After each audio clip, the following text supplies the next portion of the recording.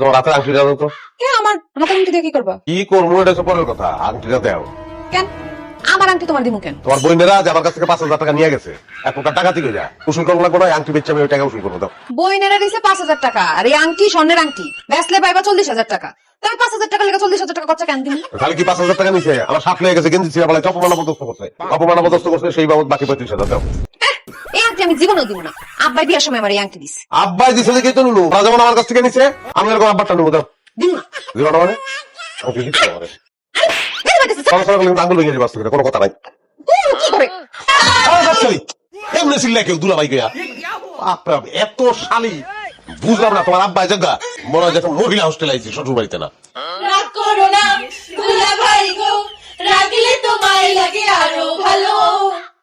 আরে ক্ষেত্রে রাখলে তোমার লাগে আর বলো।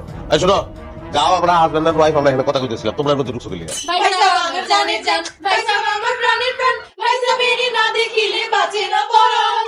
এই জন্য আপনারা দেখতে চলে এসেছি দুলাভাই। দেখা শেষ হলো, আপনারা জানালা হচ্ছে, আমরা দুজন একটু থাকি আমার মতন, আমার একলা থাকতে দাও। জি না দুলাভাই, আমরা এত সুন্দর সুন্দর শাড়ি থাকতে আপনি একা থাকবেন কেন? আমরা সারাক্ষণ আপনার লাগেই থাকি। এই তোর আমার জামার আশেপাশে সারাক্ষণ থাকবি কেন? তোরা যা তো, তোকে দুলাভাইয়ের সাথে আমার হিসাব আছে। যাইতেছি যাইতেছি, এ না হুদাই আসেন, আব্বা মা দুলাভাই খাইতে আছে, চলেন তো দুলাভাই। আরে